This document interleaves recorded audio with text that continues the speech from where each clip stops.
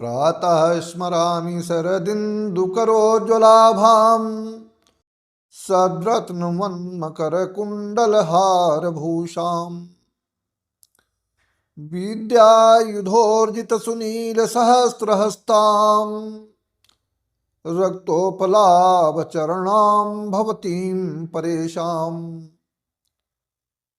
मैं हूं आचार्य रमाकांत मिश्र। अपने इस YouTube चैनल पर सभी दर्शकों का एक बार पुनः हार्दिक स्वागत करता हूं।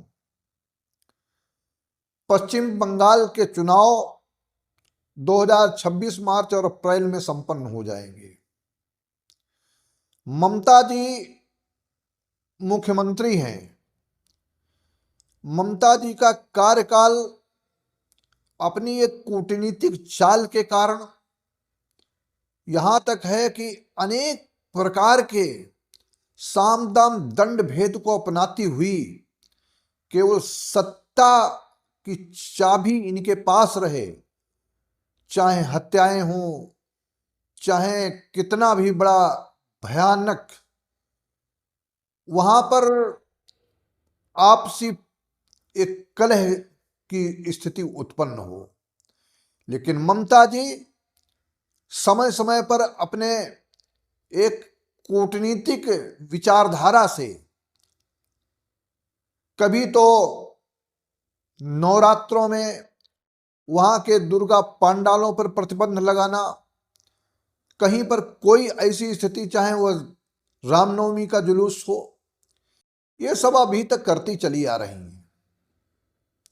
आज मैं जनता के समक्ष ममता बनर्जी की एक बार फिर कुंडली का एक एक बिंदु के आधार पर निरीक्षण करके जनता के समक्ष रखना चाहता हूं कि अब वास्तविक ममता बनर्जी इस बार फिर एक बार मुख्यमंत्री बन पाएंगी। मोदी जी क्या इनको हरा पाएंगे अथवा नहीं हरा पाएंगे, क्या कारण बनता है। इस सब आधार पर ममता जी का जन्म 5 जनवरी 1955 को दिन के 12 बजे जन्म होता है मेष लग्न में। लग्नेश मंगल एकादश भाव में शनि के घर में विराजमान है।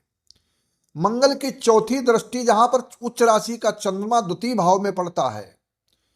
मंगल चंद्र की युति एक विशेष लाभ देती है और चंद्रमा उच्च राशि में जो चतुर्थ भाव राजनीतिक भाव सुख समृद्धि का है, उसका स्वामी उच्च राशि में होकर के बैठा है। तो ममता जी अपनी वाणी के द्वारा मंगल के प्रभाव से ओजस्वी तेजस्वी चतुर चाणक्य नीति को अपनाते हुए सत्ता तक चिपके रहना चाहती हैं, परंतु जनता चाहे वह कोई भी धर्म हो, विशेष करके हिंदू धर्म को वो प्रताड़ित करती रहती हैं। ऐसा एक दूर दृष्टि के कारण और सब पश्चिम बंगाल में क्या हो रहा है, इस सब जनता के समक्ष है। लेकिन इस बार का चुनाव, पिछली बार शुभेंदु अधिकारी ने इनको व्यक्तिगत सीट पर हराया। मैंने भविष्यवाणी की थी कि व्यक्तिगत सीट चुनाव हार जाएंगी, हारी। लेकिन आने वाला समय क्या मुख्यमंत्री रह पाएंगी या नहीं रह पाएंगी। इनका चतुर्थ भाव में बृहस्पति ग्रह, यदि वे वर्गोत्तमी ग्रह है, भाग्येश है, द्वादशेश भी है, लेकिन भाग्येश का होकर के चतुर्थ भाव जनता की सेवा के स्थान पर विराजमान है। लेकिन यही बृहस्पति बकरी भी है। साथ ही साथ अन्य ग्रहों की दृष्टि से इनका नवम भाव में 3 ग्रहों का होना, सूर्य बुध की युति और तृतीय भाव में इन ग्रहों के आधार पर आने वाला समय ममता जी के लिए कितना कठिन हो सकता है। शनि की महादशा वर्तमान 2007 से चल रही है। शनि इनका सप्तम भाव में उच्च राशि में विराजमान है। 3 4 ग्रहों का उच्च राशि में होना, इसलिए अभी तक ये मुख्यमंत्री का दायित्व तो संभालती रही है। लेकिन इस बार 2024 फरवरी के बाद से ही शनि की महादशा में बृहस्पति का अंतर चल रहा है और बृहस्पति इनका अभी तक भाग्येश का काम कर रहा था, लेकिन अब भाग्येश ना होकर के द्वादशेश का काम करेगा, क्योंकि मेष लग्न की कुंडली में द्वादश भाव अर्थात मीन राशि है और मीन राशि का बृहस्पति नुकसान कारक है, मार्केश बनाता है, शारीरिक और मानसिक हर दृष्टि से समस्याएं उत्पन्न होंगी। और बृहस्पति वर्तमान समय में 5 दिसंबर तक कर्क राशि में गोचर कर रहा है, जो इनके लिए अभी 5 दिसंबर तक का समय थोड़ा सा प्रबल है। दिखाई पड़ेगा इनको कि मैं फिर चुनाव जीतूंगी, लेकिन जैसे 5 दिसंबर के बाद में बृहस्पति अतिचारी अवस्था के बाद में वक्री गति में मिथुन राशि पर आएगा और मिथुन राशि पर आने के बाद फिर इनका तृतीय भाव में गोचर करेगा और शनि द्वादश भाव में गोचर कर रहा है, जिसकी महादशा चल रही, जो कर्मेश और आयेश भी है। इस ग्रहों के आधार पर शनि की महादशा में बृहस्पति का अंतर होगा और बृहस्पति मार्केश कारक होगा।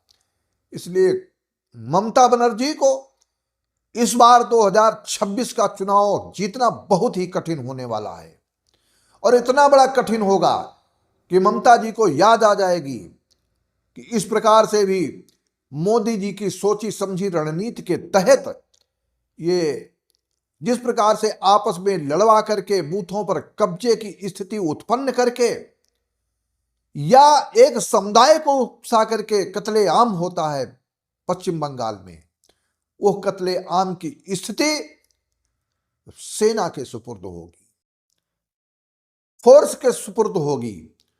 चुनाव में SIR लागू हो चुका है, वोटों का बिल्कुल सही नीति के कारण जो वास्तविक जिसके जहां पर वोट है वो वोट होंगे और 4 जगह कोई भी व्यक्ति वोट नहीं बनवा सकता कि गांव में भी बनवाए और शहर में भी बनवाए। ये सब नहीं अब चलने वाला है।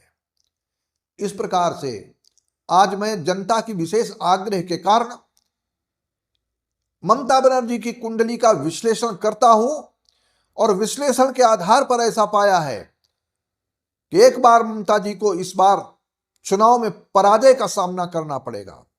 आने वाला समय 2026 में मार्च में चुनाव होता है, अप्रैल में चुनाव होगा, तिथियां निर्धारित होंगी, लेकिन बिहार चुनाव में की गई भविष्यवाणी जो 100% मेरी सत्य हुई है, इस आधार पर पीछे भी जितनी भविष्यवाणियां थी, चाहे दिल्ली रहा हो, हरियाणा रहा हो, अनेक प्रदेशों का 100% सत्यता के आधार पर आपसे एक बार फिर निवेदन करता हूं। मेरे इस जो पहली बार इस वर्ष का वीडियो ममता बनर्जी के लिए दे रहा हूं, इस वीडियो को ध्यान में रखते हुए सेव करें और आगे आने वाले समय में देखेंगे कि ममता बनर्जी का समय अनुकूल नहीं है और ममता बनर्जी इस बार पराजय का मुंह देखेंगी। कौन किसकी सरकार बनी, कितने आपस में लोग फूटेंगे, इधर उधर के होंगे। भारतीय जनता पार्टी से लोग कुछ तृणमूल में जाएंगे और कुछ तृणमूल के लोग भारतीय जनता पार्टी में आएंगे। यह रीति चलती रहेगी, लेकिन कितना सबल होगा चुनाव, कितना सशक्त चुनाव होने वाला है, इसके लिए ममता जी को अभी से सोच समझ करके चलना चाहिए। जो आने वाला समय है वह ममता जी के लिए 100% कठिन है और कठिन कराल होने के बावजूद भी इनको इस बार का चुनाव 2026 का पराजय का मुंह देखना पड़ेगा, ऐसा मेरा विश्वास है। समय समय पर मैं ममता बनर्जी की कुंडली का फिर विश्लेषण करता रहूंगा। आप सबसे निवेदन है कि हमारे इस चैनल को सब्सक्राइब करें, वीडियो को अधिक से अधिक शेयर करें। आप सबके लिए एक बार फिर पुनः बार बार धन्यवाद।